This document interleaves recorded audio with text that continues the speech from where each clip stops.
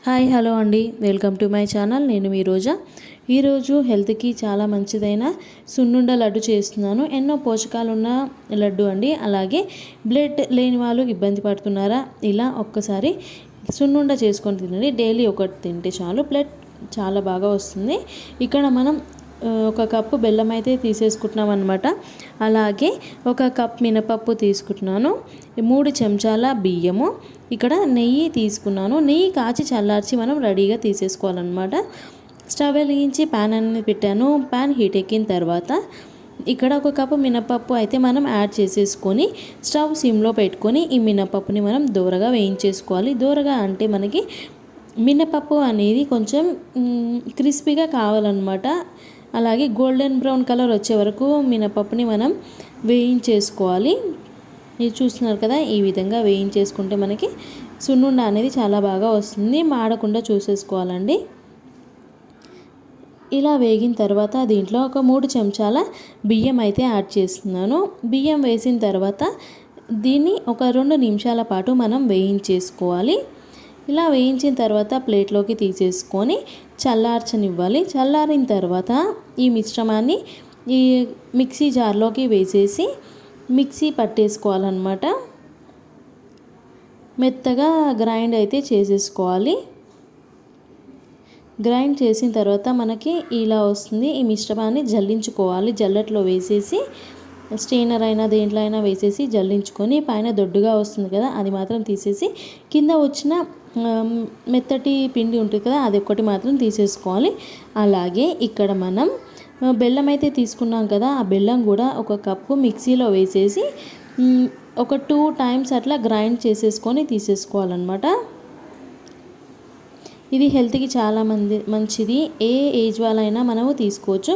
చాలా సింపుల్గా ఈజీగా కూడా చేసేసుకోవచ్చు. ఇప్పుడు బెల్లాన్ని మిక్సీ పట్టాం కదా, ఇప్పుడు ఈ బెల్లాన్ని పిండిలో వేసేసి మొత్తం ఉండలేకుండా కలిపేసి దీన్ని కూడా మనము ఒకసారి మిక్సీ పట్టేసేయాలన్నమాట. పిండిని అలాగే బెల్లంని కూడా మిక్సీ పట్టేసి తీసేసుకోవాలి.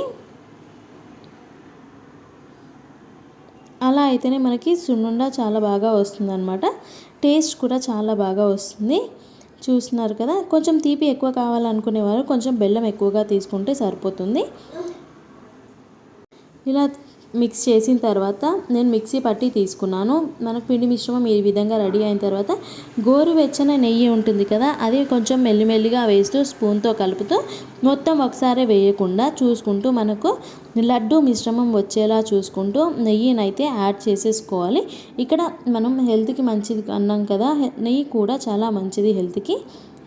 ఈ విధంగా మంచి ప్రోటీన్ ఉన్న లడ్డు కూడా మనం తీసుకోవాలి. హెల్త్కి చాలా మంచిది. డైలీ ఒకటి తీసుకుంటే సరిపోతుంది. ఇలా కొద్దిగా నెయ్యి మొత్తం వేసేసి స్పూన్ తోటి మిక్స్ చేసిన తర్వాత ఇలా ఒకసారి మిక్స్ చేసేసి ఉండలు లేకుండా కలిపేసి సున్నుండలు అయితే మనం రెడీ చేసేసుకోవాలన్నమాట. చూస్తున్నారు కదా, నేనైతే ఈ విధంగా చూపిస్తున్నాను. ఈ సైజులో చేసేసుకోవచ్చు. లడ్డు అంటే ఈ సైజులోనే చూసుకుంటే బాగుంటుంది. మీరు కూడా ఇలానే ట్రై చేసేయండి. చూస్తున్నారు కదా, అన్ని లడ్డూలు ఇలాగే నేను రెడీ చేసేసుకున్నాను. పర్ఫెక్ట్ కొలతలతో చేసుకుంటేనే ఈ లడ్డు అనేది చాలా బాగా వస్తుందన్నమాట. మీరు కూడా ట్రై చేయండి.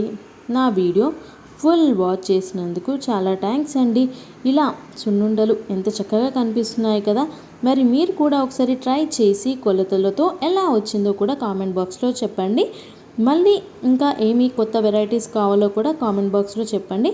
ఆ వెరైటీస్తో నేను మీ ముందు ఉంటాను. అంతవరకు నేను మీ ఆహా కుకింగ్ విత్ రోజా.